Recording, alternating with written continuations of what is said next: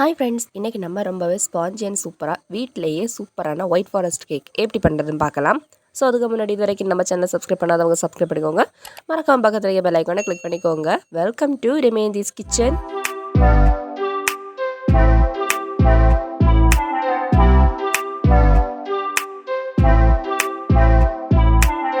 Okay friends, இப்போ நம்ம white forest கேக்குக்கான பேட்டரை ரெடி பண்ணிக்கலாம்.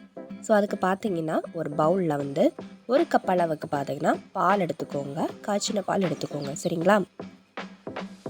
காய்ச்சி நல்லா சூடு ஆற வச்ச பால், நல்லா கூலாக இருக்கிற பால், ஒரு கப் அளவுக்கு பால் ஆட் பண்ணிக்கோங்க. பால் ஆட் பண்ணதுக்கு அப்புறமா பார்த்தீங்கன்னா ஒரு கப் அளவுக்கு பவுடர்டு சுகர் ஆட் பண்ணிக்கோங்க. பவுடர்டு சுகர் நீங்கள் டேரெக்டாக ஆட் பண்ணி இந்த பாலோட சேர்த்து நல்லா மிக்ஸ் பண்ணிக்கோங்க. ஆரல்ஸ் நீங்கள் வந்து கிறிஸ்டல் சுகர் ஆட் பண்ணிட்டீங்கன்னா உங்களுக்கு ரொம்ப டைம் ஆகும். நல்லாவே அந்த கிறிஸ்டல் சுகர் நல்லா கரைஞ்சி பாலோட நல்லா மிக்ஸ் ஆகிடணும். ஸோ அதுக்கு பதிலாக வந்து பவுடர் சுகர் ஆட் பண்ணிட்டீங்கன்னா ஈஸியாகவே உங்களுக்கு வந்து இந்த பாலோட சேர்த்து நல்லாவே டிசால்வ் ஆகிடும். ஸோ அதனால தான் பவுடர் சுகர் ஆட் பண்ணிக்கோங்க. பவுடர் சுகர் ஆட் பண்ணி ஒரு விஸ்க் யூஸ் பண்ணி நல்லாவே வந்து இதை மிக்ஸ் பண்ணி விட்டுக்கோங்க. இதுக்கப்புறமா பார்த்தீங்கன்னா கொஞ்சமாக வந்து பார்த்தீங்கன்னா வெனிலா எசன்ஸ் ஆட் பண்ணிக்கோங்க. ஸோ வெனிலா எசன்ஸை ஆட் பண்ணி நல்லாவே இதை வந்து மிக்ஸ் பண்ணி விட்டுக்கோங்க. அப்புறமா இது கூடவே பார்த்தீங்கன்னா ஒரு கப் அளவுக்கு மைதா மாவு ஆட் பண்ணிக்கலாம்.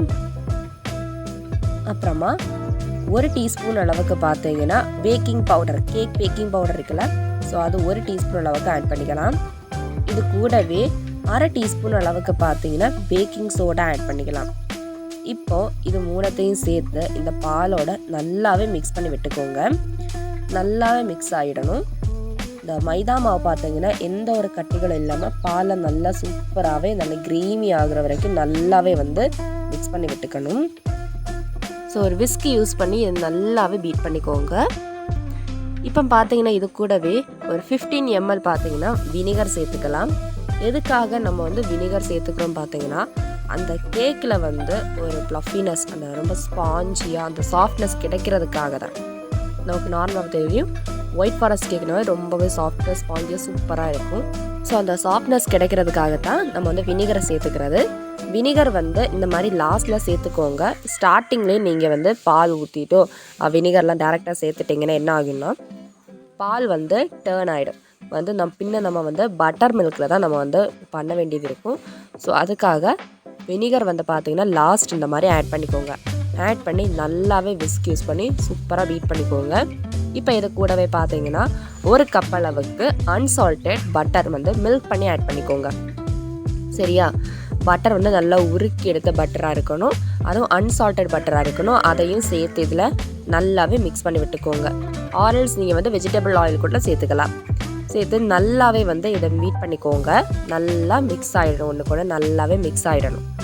ஸோ மிக்ஸ் ஆனதுக்கு அப்புறமா இப்போ நம்ம இதை தனியாக எடுத்து மாற்றி வச்சுக்கலாம். ஸோ ஓகே ஃப்ரெண்ட்ஸ், இப்போ நம்ம கேக் பேனை பார்த்துக்கலாம். ஸோ கேக் பேன் பார்த்தீங்கன்னா கேக் பேனோட எல்லா பக்கங்களையும் பட்டர் ஆட் பண்ணிக்கோங்க. இது கூடவே பார்த்தீங்கன்னா பட்டர் ஷீட்டையும் ஆட் பண்ணிக்கோங்க. பட்டர் ஷீட் எப்படி பண்ணுறதுன்னு பார்த்தீங்கன்னா ஒரு சாதா ஒயிட் ஷீட் பேப்பர் எடுத்துக்கோங்க. அதில் எல்லா பக்கங்களையும் பட்டர் சூப்பராக ஆட் பண்ணி நீட்டாக அப்ளை பண்ணி விடுங்க. ரெண்டு பக்கங்களையும் நீட்டாக அப்ளை பண்ணிவிட்டு நம்ம வந்து வச்சுக்கலாம். இவ்வளோ தாங்க butter paper. So butter paper add பண்ணதுக்கப்புறமா இப்போ நம்ம இந்த கேக் பேனில் வந்து நம்ம ரெடி பண்ணி வச்சுருக்கிற கேக் பேட்டரில் தேவை கம்ப்ளீட்டாக ஆட் பண்ணிக்கலாம். ஸோ கேக் பேட்டர் ஆட் பண்ணி விட்டதுக்கு அப்புறமா பார்த்தீங்கன்னா கேக்கை வந்து அந்த லைட்டாக தட்டி விட்டுக்கோங்க. எதுக்காக அந்த கேக் பேன் தட்டி விடுறோம் பார்த்தீங்கன்னா நிறைய ஏர் பபிள்ஸ் இருக்கும். ஸோ அதெல்லாம் ப்ரிவென்ட் பண்ணுறதுக்காக இந்த மாதிரி தட்டி விடுறது. ஸோ அதனால் நமக்கு வந்து ஈஸியாக வந்து அந்த கேக்கில் வந்து ஒரு ஆக்சிடேஷன்ஸ் இருக்கும். அது மட்டும் இல்லாமல் கேக் நல்லா ப்ளஃபியாக இருக்கும். ஸோ அதுக்காக தான் வந்து இந்த மாதிரி நம்ம தட்டி விடுறது. ஸோ இன்னொரு முக்கியமான விஷயம் பார்த்தீங்கன்னா கேக் பேனில் நம்ம பேட்டர் ஆட் பண்ணும்போது அந்த பேனில் இருந்து 1 இன்ச் அளவுக்கு கேப் விட்டுட்டு பேட்டர் ஆட் பண்ணிக்கோங்க. எதுக்காக இந்த மாதிரி சொல்கிறேன்னு பார்த்தீங்கன்னா கேக் வந்து பேக் ஆகும்போது பார்த்தீங்கன்னா லைட்டாக பொங்கிடும். ஸோ அந்த டைம் வந்து அப்போ தான் அந்த கேக் வந்து நல்லா ப்ளஃபியாக ஸ்பாஞ்சியாக இருக்குன்னு அர்த்தம். ஸோ இப்போ வந்து நம்ம வந்து பேட்டர் வந்து இந்த பேனில் வந்து கம்ப்ளீட்டாக அந்த பேன் நிறையிற வரைக்கும் ஆட் பண்ணிட்டோம்னா கேக் வந்து பொங்கி வந்துடும். ஆனால் பார்த்தீங்கன்னா வெடிச்சிரும். அதோட அவுட்டர் போர்ஷன் மட்டும்தான் வெந்திருக்கும். இன்னர் போர்ஷன் எதுவுமே கம்ப்ளீட்டாக வேகவே செய்யாது, லிக்யூட்ஸ் ஃபார்மில் தான் இருக்கும். ஸோ இந்த மாதிரி தாங்க கேக் வந்து சொதப்புறதுக்கான மெயின் ரீசன். ஸோ இதை ப்ரிவென்ட் பண்ணுறதுக்காக தான் நம்ம வந்து கேக் பேனில் எப்போவுமே பேட்டர் ஆட் பண்ணும்போது ஒரு விரல் இன்ச் அளவுக்கு பார்த்தீங்கன்னா ஸ்பேஸ் விட்டுட்டு ஆட் பண்ணிக்கோங்க. இந்த மாதிரி ஆட் பண்ணும்போது கம்ப்ளீட்டாக அந்த கேக்கும் வந்து நல்லாவே வெந்துடும். அதே டைம் வந்து கேக் நல்லா பொங்கி வரும்போது இன்னும் சூப்பராக இருக்கும்.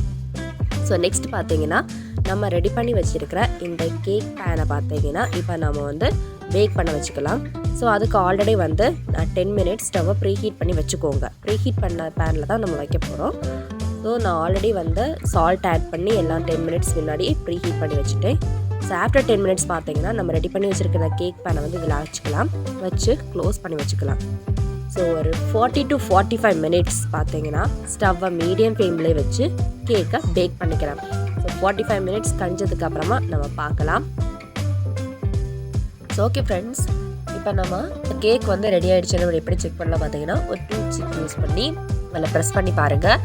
அது வந்து அப்படியே லிக்விட் ஸ்டேஜ் இருந்துச்சுன்னா நம்ம கேக் ரெடி ஆகலைன்னு அர்த்தம். இப்போ நம்ம செக் பண்ணி பார்க்கலாம். நம்ம கேக் பார்த்தீங்கன்னா சூப்பராக ரெடி ஆகிடுச்சு. ஸோ இப்போ இந்த கேக்கை ஒரு 15 மினிட்ஸ் இப்படியே நல்லா சூடார வைக்கலாம். நல்லா சூடு ஆறுனதுக்கப்புறமா கேக் எடுத்திங்கன்னா சூப்பராக கேக் வந்து பேன்லேருந்து சூப்பராக வந்துடும். எந்த டேமேஜ் இல்லாமல் அழகாக வந்துடும். இல்லைன்னா கேக் வந்து உடஞ்சிரும். ஸோ அதை ப்ரிவென்ட் பண்ணுறதுக்காக நல்லா சூடானதுக்கப்புறமா எடுத்துட்டிங்கன்னா சூப்பராகவே பேன்லேருந்து வந்துடும். ஸோ 15 மினிட்ஸ் கழிஞ்சதுக்கு அப்புறமா பார்க்கலாம். ஸோ ஓகே ஃப்ரெண்ட்ஸ், 15 மினிட்ஸ் ஆகிடுச்சு. இப்போ பார்த்தீங்கன்னா நம்ம கேக் வந்து தட்டி எடுத்துக்கலாம். ஸோ பார்த்தீங்கன்னா ரொம்ப அழகாக நம்ம கேக் வந்துடுச்சு. ஸோ இதில் மேலே இருக்கக்கூடிய பட்டர் பேப்பரையும் நம்ம ரிமூவ் பண்ணி எடுத்துக்கலாம். பாருங்கள், ரொம்பவே ஸ்பாஞ்சியான சூப்பரான நம்மளுடைய ஒயிட் ஃபாரஸ்ட் கேக்கு ரெடி ஆகிடுச்சு. ஸோ ரொம்பவே ரொம்ப ரொம்ப ரொம்ப ரொம்ப ஸ்பாஞ்சியாக இருக்குது, சூப்பராக இருக்குது. ஸோ இப்போ நம்ம கேக்கை 2 பார்ட்டாக கட் பண்ணி எடுத்துக்கலாம். ஸோ ஓகே ஃப்ரெண்ட்ஸ், நம்ம 2 பார்ட்டாக கேக்கை கட் பண்ணி எடுத்துட்டோம். ஸோ இப்போ பார்த்தீங்கன்னா கேக் வந்து டெக்கரேட் பண்ணிக்கலாம். ஃபர்ஸ்ட் பார்த்தீங்கன்னா உங்கள்கிட்ட வந்து கேக் ரொட்டேட்டிங் பண்ணக்கூடிய அந்த டேபிள் இருந்துச்சுன்னா அதை யூஸ் பண்ணிக்கோங்க. அப்படி இல்லைன்னா ஒரு பிளேட்டில் வந்து யூஸ் பண்ணிக்கோங்க. ஸோ இந்த மாதிரி ஃபர்ஸ்ட் நம்ம இதோடைய பேஸ்மெண்ட் இதோடைய ஃபிட்டிங்ஸை பார்க்கலாம். ஸோ ஃபர்ஸ்ட் வந்து பார்த்தீங்கன்னா கொஞ்சமாக விப்பிங் க்ரீம் அப்ளை பண்ணி விட்டுக்கலாம். விப்பிங் க்ரீம் எப்படி பண்ணுற வீடியோ வந்து நான் கீழே டிஸ்கிரிப்ஷன் பாக்ஸில் மென்ஷன் பண்ணுறேன். ஸோ இப்போ நம்ம விப்பிங் க்ரீம் அப்ளை பண்ணதுக்கப்புறமா பார்த்தீங்கன்னா டவுன் போர்ஷனில் இருக்கக்கூடிய கேக் கட் பண்ணி வச்சுருக்கலாம். ஸோ அந்த பார்ட்டை ஆட் பண்ணிக்கலாம். ஸோ நெக்ஸ்ட் பார்த்தீங்கன்னா சுகர் சிரப் ஆட் பண்ணிக்கலாம். சுகர் சிரப் பார்த்தீங்கன்னா சுகர் அண்ட் வாட்டர் ரெண்டையுமே நல்லா பாயில் பண்ணி கொஞ்சம் திக்கானது எடுத்து ஆட் பண்ணிக்கலாம். இல்லைனா நீங்கள் நார்மலாகவே சுகர் அண்ட் வாட்டர் நல்லா மிக்ஸ் பண்ணிவிட்டு சுகர் நல்லா டிசால்வ் ஆனதுக்கப்புறமா இதில் ப்ரஷ் பண்ணிக்கலாம். ஸோ சூப்பராக சுகர் சிரப் எல்லாம் ஃபுல்லாக அப்ளை பண்ணி விட்டதுக்கப்புறமா பார்த்தீங்கன்னா எகைன் நீங்கள் விப்பிங் க்ரீமே ஆட் பண்ணிக்கலாம். அப்படி இல்லைன்னா நீங்கள் வந்து மில்க் பவுடரும் பாலும் சேர்த்து கொஞ்சமாக பவுடர் சுகர் மிக்ஸ் பண்ணி ஆட் பண்ணிக்கலாம். நான் அந்த ஃப்ளேவர் தான் ஆட் பண்ணிக்கிறேன். ஏன்னா இந்த ஃப்ளேவர் எனக்கு ரொம்பவே பிடிக்கும், அதனால நான் இதை ஆட் பண்ணிக்கிறேன். மில்க் பவுடர், அப்புறமா கொஞ்சம் பால் அண்ட் பவுடர் சுகர் மூணையும் சேர்த்து நல்லாவே மிக்ஸ் பண்ணி கொஞ்சம் திக்காக வந்ததும் அதுக்கப்புறமா அதில் வந்து கட் பண்ணி வச்சுருக்கிற ஜெரி பழத்தை எல்லாம் ஆட் பண்ணி மிக்ஸ் பண்ணி ஆட் பண்ணிக்கிறது. ஸோ இந்த பேஸ்ட் கன்சிஸ்டன்சி நான் இதில் ஆட் பண்ணிட்டேன். ஸோ இந்த க்ரீம் ஆட் பண்ணதுக்கப்புறம் பார்த்தீங்கன்னா மறுபடியும் நம்ம அப்பர் போர்ஷனில் இருக்கக்கூடிய கேக் பார்ட்டை எடுத்துக்கலாம். ஆனால் இன்னொரு முக்கியமான விஷயம் பார்த்தீங்கன்னா அதை வந்து திருப்பி போட்டுக்கோங்க. ஸோ எதுக்காக இந்த மாதிரி பண்ணுறோம் பார்த்தீங்கன்னா அப்போ தான் அந்த கேக் வந்து கரெக்டான ஷேப்பிங்கில் வரும். ஸோ அதுக்காக தான் இந்த மாதிரி நம்ம பண்ணுறது. ஸோ நெக்ஸ்ட் பார்த்தீங்கன்னா மறுபடியும் விப்பிங் க்ரீமால் டோட்டலாகவே கேக்கை வந்து கவர் பண்ணிக்கலாம். நல்லா ஃபுல்லாகவே கேக்கை கவர் பண்ணி விட்டதுக்கப்புறமா பார்த்தீங்கன்னா இது மேலே பார்த்தீங்கன்னா ஒரு ஒயிட் சாக்லேட் இருக்குல்ல, ஸோ ஒயிட் சாக்லேட்டு நல்லா பொடி பொடியாக துருவி ஆட் பண்ணிக்கோங்க.